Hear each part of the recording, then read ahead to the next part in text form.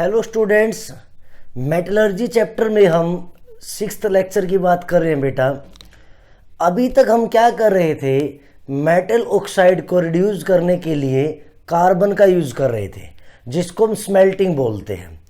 अगर हम reducing agent में बेटा कार्बन की जगह एल्यूमिनियम को यूज करते हैं, देखो एल्यूमिनियम भी बहुत ज़्यादा रिएक्टिव एलिमेंट है, बहुत ज़्यादा रिएक्टिव मेटल है। वो भी क्या करता है, जो इससे लेस रिएक्टिव मेटल ऑक्साइड है उनको इजीली रिप्लेस कर सकता है। दैट मीन्स हम एल्यूमिनियम को भी as a reducing agent use कर सकते हैं। और जब aluminium as a reducing agent use होता है बेटा, तो उस प्रोसेस को हम एल्यूमिनोथर्मी और गोल्ड स्मिथ थर्माइट प्रोसेस बोलते हैं। गोल्ड स्मिथ थर्माइट प्रोसेस ये होती क्या है, देखेंगे ध्यान से। The process of reduction of metal oxide to the metal with the help of aluminium powder as the reducing agent is called aluminothermy और goldsmith thermite process। आपके पास जैसे मान लो क्रोमियम ऑक्साइड है, क्रोमियम क्या है बेटा, एल्यूमिनियम से लेस रिएक्टिव है, तो एल्यूमिनियम ज़्यादा रिएक्टिव है तो ये क्या करेगा, क्रोमियम को इजीली रिप्लेस कर देगा। ऐसे ही मैग्नीज ऑक्साइड है बेटा, एल्यूमिनियम मैग्नीज से भी ज़्यादा रिएक्टिव है तो ये मैग्नीज को क्या कर देगा, रिप्लेस कर देगा। तो ये सभी जो प्रोसेस है ये क्या है, एल्यूमिनोथर्मी है। ठीक है, उसके बाद इस प्रोसेस का मेनली यूज कहाँ होता है, आप लोग जर्नली देखते हो जो नॉर्मल इक्विपमेंट्स होते हैं उनको हम आसानी से बेटा आप ऐसे बोल सकते हो वेल्डिंग कर लेते हैं। लेकिन जो हैवी इक्विपमेंट्स होते हैं, हैवी मशीनरी होती है, उनको वेल्डिंग करना थोड़ा सा मुश्किल होता है क्योंकि हैवी है। अगर आप नॉर्मल वेल्डिंग यूज करोगे तो जल्द वो उसको अच्छे से कैच नहीं कर पाएगी, टूट जाएगी वो। तो फिर हैवी मशीनरी के लिए, हैवी मशीनरी जैसे ग्राइंडर वगैरह होते हैं, बड़े बड़े रेलवे ट्रैक वगैरह होते हैं, उन सबको हम अगर हमें वेल्ड करना है तो फिर हम क्या करते हैं, एल्यूमिनोथर्मी का यूज किया जाता है। एल्यूमिनोथर्मी क्या होती है, ध्यान से देखेंगे। हम क्या करते हैं, एक पाउडर होता है बेटा हमारे पास एल्यूमिनियम और आयरन ऑक्साइड का। इस पाउडर को हम थर्माइट पाउडर बोलते हैं, या थर्माइट वर्ड इसके लिए यूज किया जाता है। थर्माइट हम इसको बोलते हैं। ये क्या होता है बेटा, एक पाउडर होता है जो एल्यूमिनियम और आयरन ऑक्साइड का मिक्सचर होता है। एक कंटेनर के अंदर, जैसे एक कंटेनर होता है, जिस भी स्पॉट पे हमें वेल्डिंग करनी है उस वेल्डिंग के पास हम एक कंटेनर रखते हैं। उस कंटेनर के अंदर हम क्या करते हैं बेटा, एल्यूमिनियम और प्लस में आयरन पाउडर रखते हैं। आयरन ऑक्साइड को रखा जाता है, एल्यूमिनियम प्लस में क्या होता है बेटा, आयरन ऑक्साइड होता है। और इस रिएक्शन को बड़ी इजीली प्रोसीड करवाने के लिए हम इसमें मैग्नीशियम और बैरियम ऑक्साइड का पाउडर भी डालते हैं, बैरियम ऑक्साइड। जब ये प्रोसेस होती है बेटा, ये हाईली एक्जोथर्मिक होती है, तो ये क्या करता है, आयरन ऑक्साइड से, जो हमारे पास आयरन ऑक्साइड है, एल्यूमिनियम आयरन को रिप्लेस कर देता है और मोल्टन आयरन दे देता है। ये मोल्टन आयरन किस में यूज किया जाता है, वेल्डिंग में यूज किया जाता है। ठीक है, और ये बड़ी एक्जोथर्मिक प्रोसेस होती है। तो ये प्रोसेस जिसमें aluminium as a reducing agent हुआ, या यहाँ यूज हुआ, यहाँ भी एज ए रिड्यूसिंग एजेंट हुआ, इस प्रोसेस को हम एल्यूमिनोथर्मी या गोल्ड थर्माइट प्रोसेस बोलते हैं। यहाँ तक क्लियर हो गया। अब हम डिस्कस करते हैं इलेक्ट्रोकेमिकल प्रोसेस कौन सी होती है। तो देखेंगे ध्यान से बेटा, आप यहाँ तक नोट करेंगे पहले। उससे पहले हम देखते हैं बेटा इलेक्ट्रोकेमिकल प्रिंसिपल ऑफ मेटलर्जी। अभी तक हम लोगों ने क्या किया है, मेटल ऑक्साइड में एक सुटेबल रिड्यूसिंग एजेंट का यूज किया है, और साथ में हमने टेम्परेचर को भी ध्यान रखा है अकॉर्डिंग टू अलिंगम डायग्राम। अगर इसी बात को हम इलेक्ट्रोकेमिकली बात करें तो हमें ये पता है बेटा, जो गिब्स फ्री एनर्जी होती है डेल्टा जी नोट, वो minus NF E nought of cell होती है। ये बात हमने पढ़ रखी है। ठीक है, अब जो ज़्यादा रिएक्टिव मेटल होते हैं बेटा, मोर रिएक्टिव मेटल, जो ज़्यादा रिएक्टिव मेटल होते हैं बेटा, उनकी जो E नोट वैल्यू होती है, E nought cell value is more negative, वो बहुत ज़्यादा नेगेटिव होती है, यानी उतनी ही ज़्यादा क्या होती है, नेगेटिव होती है।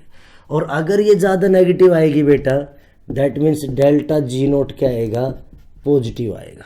ठीक है, तो ऐसे मेटल को रिड्यूस करना with a suitable reducing agent थोड़ा डिफ़िकल्ट होता है। तो ऐसे मेटल के लिए, यानी कि अगर हम बात करें मोर रिएक्टिव मेटल के लिए, हम स्मेल्टिंग वगैरह प्रोसेस बहुत कम यूज करते हैं, यानी कि मेटल ऑक्साइड में रिड्यूसिंग एजेंट का बहुत कम यूज करते हैं। हम ऐसे मेटल को रिड्यूस करने के लिए इलेक्ट्रोलिसिस की हेल्प लेते हैं, यानी कि ऐसे मेटल ऑक्साइड को हम इलेक्ट्रोलिसिस से क्या करते हैं बेटा, रिड्यूस करते हैं। इलेक्ट्रोलिसिस में जो इलेक्ट्रॉन होते हैं बेटा, इलेक्ट्रॉन वो एज ए रिड्यूसिंग एजेंट होते हैं। इलेक्ट्रॉन ही क्या करते हैं बेटा, एज ए रिड्यूसिंग एजेंट की तरह वर्क करते हैं। ठीक है, तो ये बात समझ में आई इलेक्ट्रोलिसिस का कहाँ यूज़ करते हैं। और हम वही प्रोसेस यूज़ करते हैं जिनकी कपलिंग डेल्टा जी नोट या फिर डेल्टा जी के आ जाए, नेगेटिव आना चाहिए, तो हम वही प्रोसेस यूज़ करके चलते हैं। अब इलेक्ट्रोलिसिस के बेटा कुछ एग्जाम्पल मैं आपको बता रहा हूँ किन किन मेटल के लिए हम इलेक्ट्रोलिसिस यूज करते हैं मेनली। जैसे मान लो सोडियम के लिए करते हैं बेटा, मैग्नीशियम के लिए, कैल्शियम के लिए, एल्युमिनियम के लिए एक्सेट्रा। इन सब के लिए क्या करते हैं हम, इलेक्ट्रोलिसिस का यूज़ करते हैं, क्योंकि बहुत ज़्यादा रिएक्टिव मेटल है। आप इनको रिड्यूसिंग एजेंट डाल के रिड्यूस नहीं कर सकते, यानी कि इनका रिड्यूसिंग एजेंट डाल के रिड्यूस करना थोड़ा सा क्या बेटा, डिफ़िकल्ट है। ठीक है, इलेक्ट्रोलिसिस के दौरान बेटा हम क्या करते हैं, कुछ फ्लक्स ऐड करते हैं ड्यूरिंग इलेक्ट्रोलिसिस। अगर मैं बात कर रहा हूँ इलेक्ट्रोलिसिस बेटा, during electrolysis we add neutral flux. हम न्यूट्रल फ्लक्स ऐड करते हैं, मैंने आपको पहले ही बताया है। न्यूट्रल फ्लक्स में हम सोडियम एल्युमिनियम फ्लोराइड, जिसको हम क्रायोलाइट बोलते हैं, कैल्शियम फ्लोराइड जिसको फ्लोरोस्फार बोलते हैं, एक्सेट्रा, ये यूज कर सकते हैं। ये क्या करते हैं, एक तो बेटा मेटल को क्या बनाते हैं, conductor, make molten metal oxide conductor. जो मोल्टन मेटल ऑक्साइड होता है बेटा उसको कंडक्टर बनाते हैं। दूसरा क्या करते हैं, decrease the melting point of metal oxide. Metal oxide या मेटल का बेटा मेल्टिंग पॉइंट डिक्रीज करते हैं। तो हमें न्यूट्रल फ्लक्स का यूज भी करना पड़ता है। अब हम पढ़ते हैं इसकी एप्लीकेशन क्या है। तो एप्लीकेशन में हमारे पास बेटा दो हम मेनली एप्लीकेशन पढ़ेंगे। एक तो पढ़ेंगे एल्युमिनियम के लिए, इलेक्ट्रोलिसिस ऑफ एल्युमिनियम, यानी कि हम एल्युमिनियम को कैसे एक्सट्रैक्ट करते हैं, इलेक्ट्रोलिसिस मेथड यूज करेंगे for aluminium from its oxide. तो अब हम पढ़ रहे हैं बेटा application of electrolysis to metallurgy, electrolysis to metallurgy. अब हम इसकी एप्लीकेशन पढ़ रहे हैं बेटा, और एप्लीकेशन में सबसे पहले हम करेंगे extraction of aluminium, important topic है, extraction of aluminium from fuse alumina. Fuse alumina मतलब क्या होगा बेटा, Al2O3, aluminium oxide. Fuse alumina होते हैं, हम क्या करते हैं इसको एक्सट्रैक्ट करेंगे बेटा। अब फ्यूज एल्यूमिना है, अब फ्यूज एल्यूमिना की क्या क्या प्रॉब्लम है देखेंगे ध्यान से। फ्यूज एल्यूमिना क्या होता है बेटा, बैड कंडक्टर ऑफ इलेक्ट्रिसिटी होता है, बैड कंडक्टर ऑफ इलेक्ट्रिसिटी। और दूसरा इसका बेटा मेल्टिंग पॉइंट हाई होता है। इन दोनों प्रॉब्लम को ओवरकम करने के लिए हम क्या करेंगे, इसमें न्यूट्रल फ्लक्स ऐड करेंगे। और न्यूट्रल फ्लक्स कौन सा ऐड करेंगे बेटा, cryolite, cryolite NaAlF6, sodium aluminium fluoride, ये होता है बेटा क्रायोलाइट, इसको क्रायोलाइट बोलते हैं। और या फिर क्या करेंगे, फ्लोरस्पार एंड फ्लोरस्पार CaF2। अब इनके यूज क्या है बेटा, देखो कई बार ना हमसे इनके यूज पूछ लेता है पेपर में कि हमने जो फ्लोरस्पार यूज किया है या फिर क्रायोलाइट यूज किया है, इनका क्रायोलाइट जो हमने ऐड किया है इनका यूज क्या है। इनके दो मेन यूज है बेटा, वही मैंने आपको बताया। एक तो क्या करेंगे, fuse alumina become conductor of electricity, conductor हो जाएगा बेटा। नंबर 2 पे क्या हो जाएगा, मेल्टिंग पॉइंट क्या हो जाएगा बेटा, डिक्रीज हो जाएगा। Melting point of mixture, decrease the melting point of mixture, जो भी हम मिक्सचर यूज कर रहे हैं। और इस केस में बेटा अराउंड 1170 के आसपास, 1140 mixture to around 1140 kelvin, 1140 kelvin के अराउंड क्या हो जाएगा, ये डिक्रीज कर देगा किसको, मेल्टिंग पॉइंट को। तो यहाँ तक क्लियर हो गया बेटा, इनका यूज समझ में आ गया, यूज क्या क्या है। अब देखिए मैं आपको प्रोसेस बताता हूँ, ये प्रोसेस होती क्या है। इसको हॉल एंड हेरोल्ड प्रोसेस बोलते हैं बेटा, जो यूज की जाती है, hall and Heroult process. Hall and Harold name के साइंटिस्ट ने दी थी तो हॉल एंड हेरोल्ड प्रोसेस इसको बोलते हैं। देखेंगे ध्यान से क्या किया जाता है। हम क्या करते हैं, एक कंटेनर लेते हैं बेटा, उस कंटेनर के अंदर हम क्या करेंगे, फ्यूज एल्यूमिना और क्रायोलाइट का एक मिक्सचर डालेंगे मोल्टन में। एक स्टील या आयरन का कंटेनर होगा बेटा, ऐसे एक कंटेनर हमने लिया, ये हमारा कंटेनर हो गया। इसके अंदर हमने क्या किया, मोल्टन एल्यूमिना और क्रायोलाइट का हमने मिक्सचर डाला। तो हमने इसमें क्या किया देखेंगे ध्यान से, मोल्टन एल्यूमिना और क्रायोलाइट यानी Na3Al(F6) हमने डाल दिया। इसका एक मिक्सचर डालते हैं बेटा, ठीक। फिर क्या करते हैं, कार्बन को हम एज ए एनोड यूज करते हैं बेटा। एनोड कैथोड हमें इलेक्ट्रोलिसिस करना है तो एनोड कैथोड लगाना पड़ेगा, तो एनोड कैथोड के लिए हमें इलेक्ट्रोड का यूज करना पड़ेगा। तो हम कार्बन को क्या यूज करते हैं, एज ए एनोड और कैथोड यूज करते हैं। तो अगर मैं बात कर रहा हूँ कार्बन की, तो हम क्या करेंगे, यहाँ पर इलेक्ट्रोलिसिस कर रहे हैं बेटा, ध्यान से देखना। ऐसे कार्बन के कुछ लिंब आपस में जोड़ देंगे, 1 2 3, ये हो गए 4। हमने मान लो 4 ऐसे ऐड कर दिए बेटा। और ये जो 4 होते हैं इनको क्या करते हैं, हम पॉजिटिव से जोड़ देते हैं, इनको जोड़ दिया पॉजिटिव से। और ये है क्या, हमारे कार्बन के बने होते हैं जो एनोड की तरह वर्क करते हैं, ठीक है। उसके बाद अगर मैं बात कर रहा हूँ बेटा, कार्बन लाइनिंग करते हैं, और जो बाहर हमारा है बेटा, ये बाहर जो हमारा कंटेनर होता है, इसको हम नेगेटिव से जोड़ देते हैं, यानी ये हमारा कैथोड की तरह वर्क करता है। अब जो हमारा कंटेनर है, इस पे हम क्या करते हैं बेटा, कंटेनर पे थोड़ी सी कार्बन की लाइनिंग कर देते हैं। इसका रीज़न भी है ताकि कार्बन आसानी से क्या करे, रिएक्ट कर सके, आसानी से जुड़ सके। तो यहाँ हम क्या करते हैं, थोड़ी थोड़ी कार्बन की लाइनिंग कर देते हैं। तो मैं थोड़ी कार्बन लाइनिंग कर रहा हूँ बेटा, ध्यान से देखेंगे। तो थोड़ी आप क्या कर दोगे, कार्बन की लाइनिंग कर दोगे। तो ये हमने क्या कर दी, कार्बन की यहाँ पर लाइनिंग कर दी। तो इसको क्या लिखेंगे, कार्बन लाइनिंग, ठीक है। तो यहाँ तक कोई दिक्कत नहीं है बेटा, कार्बन की हमने लाइनिंग कर दी है। उसके बाद हम क्या करते हैं, अब देखेंगे पाउडर्ड कोक। थोड़ा सा हम इसमें कोक भी ऐड कर दें क्योंकि हमें कार्बन चाहिए बहुत ज़्यादा। तो हम इसमें पाउडर कोक डाल देंगे, पाउडर कोक, ठीक है, यानी कार्बन हम इसमें यूज करेंगे। अब होगा क्या, इलेक्ट्रोलिसिस जब भी होता है तो एनोड और कैथोड बनता है। तो अगर मैं बात कर रहा हूँ बेटा, पहले तो देखें कि हॉल एंड हेरोल्ड प्रोसेस है क्या। The process of obtaining aluminium by electrolysis of a mixture of purified alumina and cryolite is called Hall and Heroult process. यानी कि मोल्टन एल्यूमिना या प्यूरिफाइड एल्यूमिना और क्रायोलाइट के मिक्सचर से electrolysis करके aluminium को एक्सट्रैक्ट करने की जो प्रोसेस है उसको क्या बोलते हैं, हॉल एंड हेरोल्ड प्रोसेस बोलते हैं।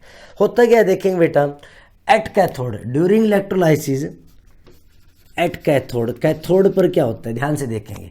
कैथोड पर क्या होगा बेटा, जो एल्यूमिनियम है, मैं आपको जनरल बताता हूँ, जो एल्यूमिनियम ऑक्साइड होता है जब ये टूटता है, मान लो जब ये टूटेगा तो एल्यूमिनियम 3 पॉजिटिव बनता है और ऑक्सीजन 2 नेगेटिव बनता है। अब देखो होगा क्या, यहाँ क्या है हमारा कैथोड, क्या है नेगेटिव पार्ट बेटा, नेगेटिव पे कौन जाएगा, पॉजिटिव जाएगा, और कैथोड पर क्या करेंगे हम, रिडक्शन करवाएंगे। तो यानी कि होगा क्या, कैथोड पे जो एल्यूमिनियम 3 पॉजिटिव है, एल्यूमिनियम 3 पॉजिटिव, ये 3 इलेक्ट्रॉन गेन करके बेटा एल्यूमिनियम बना रहेगा लिक्विड स्टेट में, मोल्टन एल्यूमिनियम इसको हम बोलते हैं। और एट एनोड क्या होगा, देखेंगे ध्यान से, एनोड, एनोड हमने क्या यूज किया बेटा, कार्बन, कार्बन और साथ में जो हम ऑक्साइड हमारे पास ऑक्सीजन, ये क्या करेंगे आपस में जुड़ेंगे बेटा, CO2 बना लेंगे। और जब ये CO2 बनाएंगे साथ में क्या होगा, 4 इलेक्ट्रॉन लॉस हो जाएंगे, ठीक है। या इसकी जगह मैं ऐसे भी लिख सकता हूँ, carbon plus O2 negative, carbon monoxide बना ले और 2 इलेक्ट्रॉन लॉस हो जाए। तो एनोड हमने कार्बन यूज किया है, तो कार्बन क्या करेगा, एनोड पे क्या होगा, इलेक्ट्रॉन लॉस होगा, तो कार्बन का क्या हो जाएगा, इलेक्ट्रॉन लॉस हो जाएगा। तो ये इलेक्ट्रॉन कहाँ जाएगा, कैथोड पे, और एल्यूमिनियम को दे देगा, तो यहाँ से क्या हो जाएगा, एल्यूमिनियम बन जाएगा। और ये जो एल्यूमिनियम, मोल्टन एल्यूमिनियम, ये थोड़ा हैवी होता है बेटा, मोल्टन एल्यूमिनियम, ये मोल्टन एल्यूमिनियम क्या करेगा, ऐसे नीचे इकट्ठा हो जाएगा ऐसे, ये हमारे एक्सट्रैक्ट से थोड़ा हैवी होता है, तो ये मोल्टन एल्यूमिनियम यहाँ से हम क्या कर लेंगे, एक्सट्रैक्ट कर लेंगे। तो यहाँ हमारा क्या आ गया, मोल्टन एल्यूमिनियम, और यहाँ से क्या निकल जाएगा, एल्यूमिनियम निकल जाएगा। यहाँ से जो एल्यूमिनियम बनता है बेटा, अप्रोक्सीमेट 99.95% क्या होता है, प्योर होता है। और इस प्रोसेस को हम क्या बोलते हैं, हॉल एंड हेरोल्ड प्रोसेस बोलते हैं। यानी कि एल्यूमिनियम ऑक्साइड से, देखो एल्यूमिनियम बहुत ज़्यादा रिएक्टिव मेटल है, आपने एलिंगम डायग्राम भी देखा, एल्यूमिनियम बहुत नीचे लाई करता है, तो एल्यूमिनियम ऑक्साइड में रिड्यूसिंग एजेंट डाल के एल्यूमिनियम बनाना बहुत मुश्किल होता है। तो इसीलिए हम क्या करते हैं, जो बहुत ज़्यादा रिएक्टिव है उनमें हम क्या करते हैं बेटा, इलेक्ट्रोलिसिस का यूज करते हैं। तो जब हम इलेक्ट्रोलिसिस करते हैं तो इस प्रोसेस को मोल्टन एल्यूमिनियम और क्रायोलाइट के मिक्सचर में इलेक्ट्रोलिसिस करके aluminium banana hall and Heroult process कहलाती है, ठीक है। इलेक्ट्रोलिसिस करने के लिए हमें कैथोड और एनोड की जरूरत पड़ती है बेटा, तो हम कार्बन को एज ए एनोड यूज करेंगे, और कैथोड पे हमारा कौन यूज हो जाएगा, एल्यूमिनियम 3 पॉजिटिव यूज हो जाएगा। तो यहाँ से क्या हो जाएगा, एल्यूमिनियम बन जाएगा। इस प्रोसेस को हम क्या बोलते हैं, हॉल एंड हेरोल्ड प्रोसेस बोलते हैं। अब इसी में हमारा है extraction of copper from low grade और हमारे पास कुछ मेटल ऐसे होते हैं बेटा जो लो ग्रेड के होते हैं, यानी कि जो ज़्यादा रिएक्टिव होते हैं और सस्ते होते हैं। तो उनको हम क्या करते हैं, उनका यूज करके, जो लो ग्रेड मेटल है उनका यूज करके हम अपने बाकी मेटल को एक्सट्रैक्ट कर लेते हैं। तो इसमें बी पार्ट है हमारा extraction of copper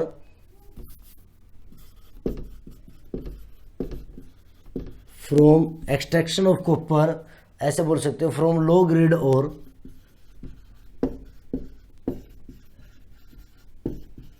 low grade और एंड स्क्रैप्स।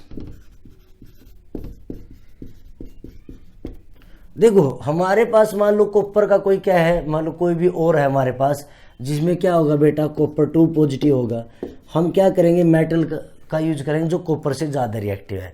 हमने आयरन का यूज किया बेटा, आयरन क्या है, कॉपर से ज़्यादा रिएक्टिव है, तो ये क्या करेगा, कॉपर को रिप्लेस कर देगा, तो आयरन 2 पॉजिटिव प्लस में क्या हो जाएगा, कॉपर बन जाएगा।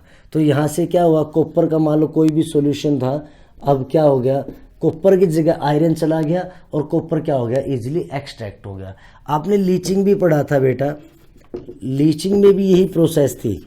जब हम फाइनल रिएक्शन पे पहुंचते हैं तो हम वहाँ पर लो ग्रेड का मतलब ऐसे रिएक्टिव मेटल का यूज करते हैं जो हमारे जो हैवी, जो हमारे प्रीशियस मेटल है या जिन जैसे गोल्ड है, एल्यूमिनियम, गोल्ड है, सिल्वर है, उनको रिप्लेस कर देता है और आसानी से रिएक्शन क्या हो जाती है, प्रोसीड हो जाती है। तो यहाँ तक आई होप आपको समझ में आया होगा। तो उसमें हम एक्सट्रैक्शन जो करते हैं लीचिंग में, ऑक्सीडेशन रिडक्शन दोनों से करते हैं। तो ऐसे भी आप क्या कर सकते हो, एक्सट्रैक्ट कर सकते हो। ये प्रोसेस भी हम इलेक्ट्रोलिसिस से भी कर सकते हैं। तो यहाँ तक क्लियर होगी। अब हमने जो भी पढ़ा है वो सभी का सभी एक्सट्रैक्शन ऑफ मेटल होता है बेटा। क्या होता है? Extraction of metal. हमने कभी एक्सट्रैक्शन ऑफ नॉन मेटल अभी तक डिस्कस नहीं किया। तो देखेंगे एक्सट्रैक्शन ऑफ नॉन मेटल कैसे करते हैं। Extraction of non metal, extraction of non metal by oxidation. Oxidation का यूज करके हम कैसे नॉन मेटल को बेटा एक्सट्रैक्ट करते हैं, देखें एक बार। तो देखिए बेटा, extraction of non metal by oxidation. Actual में मेटल के लिए तुम क्या करते हैं, मेटल ऑक्साइड में एक रिड्यूसिंग एजेंट यूज करके कपलिंग कर देते हैं रिएक्शन की, और ओवरऑल डेल्टा जी नेगेटिव होता है तो रिएक्शन बड़ी आसानी से प्रोसीड हो जाती है। बट नॉन मेटल का केस कैसे करेंगे, ध्यान से देखेंगे। नॉन मेटल के केस को भी हम इलेक्ट्रोलिसिस का यूज करके करते हैं। देखें, जैसे मान लो मैं एग्जांपल लेता हूँ, मैं एक्सट्रैक्शन कर रहा हूँ बेटा क्लोराइड की, यानी कि मैं क्या कर रहा हूँ, extraction of chlorine Cl2, chlorine from Brin solution या ब्राइन भी बोलते हैं इसको। ये क्या होता है बेटा, सी वाटर होता है, सी वाटर, वाटर कंटेनिंग सॉल्ट। इसके अंदर क्या होता है बेटा, NaCl होता है, और भी बहुत सारे सॉल्ट होते हैं, और साथ में क्या होता है, वाटर होता है, एक्सेट्रा।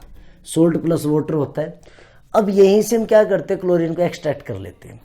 हम क्या करते हैं, अब देखो आप ध्यान से देखेंगे, जब हम सोडियम क्लोराइड लेते हैं, सोडियम क्लोराइड को हम ऐसे तोड़ सकते हैं, सोडियम पॉजिटिव क्लोरीन नेगेटिव।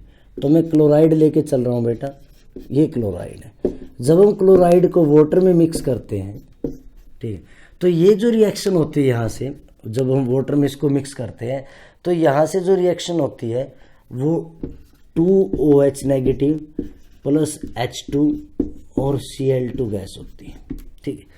अब ये रिएक्शन अपने आप नहीं होती। अगर अपने आप होती तो सारा सी वाटर जो है वो अपने आप रिएक्ट कर जाता, सारी क्लोरीन बाहर निकल जाती। अपने आप नहीं होती।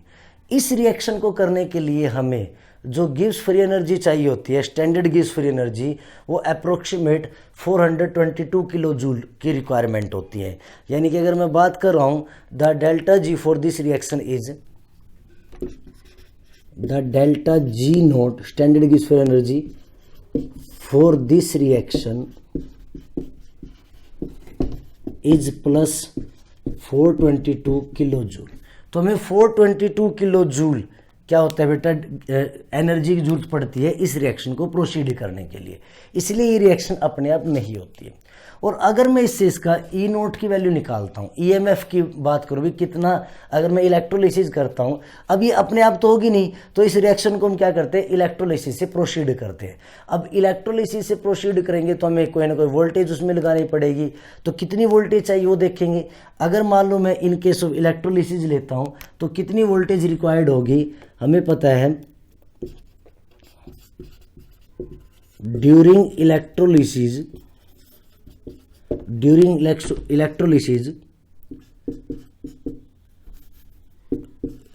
reaction required voltage या EMF, कितना EMF रिक्वायर्ड होता है वोल्टेज इसको, तो delta G nought is equal to minus NF E nought of cell होता है बेटा। डेल्टा जी नोट की वैल्यू हमारे पास है ये 420, माइनस इलेक्ट्रॉन कितने ट्रांसफर हो रहे, 2 बेटा, Faraday 96,500, E nought of cell हम निकाल लेते हैं। जब आप इसको सोल्व करेंगे तो अप्रोक्सीमेटिव वैल्यू कितनी आ जाएगी, 2.2 या 1.8 से लेकर के बेटा 2.18 के आसपास आते हैं, जिसको हम अप्रोक्सीमेट 2.2 वोल्ट मान लेते हैं। तो यानी कि रिएक्शन ये बताती है कि मुझे 2.2 वोल्टेज ऐड करनी पड़ेगी, यानी इलेक्ट्रोलिसिस में 2.2 वोल्टेज देनी पड़ेगी। लेकिन एक्चुअल जब रिएक्शन होती है, एक्चुअल जब प्रैक्टिकल करते हैं तो हमें 2.2 से ज़्यादा वोल्टेज की ज़रूरत पड़ती है। और ये जो ज़्यादा वोल्टेज है, जो थ्योरेटिकल वैल्यू से ज़्यादा हमें ज़रूरत पड़ती है, इसको हम ओवर वोल्टेज बोलते हैं। Over voltage. तो ओवर वोल्टेज की हमसे कभी कभी बेटा डेफिनेशन पूछ लेता है। जो लिबरेशन ऑफ गैस है बेटा, जो Cl2 रिक्वायर्ड है, जो गैस बाहर निकलनी है, उसको लिबरेट होने के लिए सम एक्स्ट्रा वोल्टेज की जरूरत पड़ती है then theoretical expected value. Theoretical expected value से कुछ एक्स्ट्रा वोल्टेज की जरूरत पड़ती है, जिसको हम क्या बोलते हैं, ओवर वोल्टेज बोलते हैं। तो हम प्रैक्टिकल देखते हैं कि इससे थोड़ी ज़्यादा चाहिए, ठीक है। तो यानी कि एक्सट्रैक्शन ऑफ क्लोरीन या एक्सट्रैक्शन ऑफ नॉन मेटल भी किससे होता है बेटा, इलेक्ट्रोलिसिस से होता है। तो हमें इससे थोड़ी ज़्यादा वोल्टेज 2.2 से थोड़ी ज़्यादा वोल्टेज देनी पड़ेगी, तब जा करके इलेक्ट्रोलिसिस होगा। अब क्लोरीन नेगेटिव किस में हो गया बेटा, Cl2 में।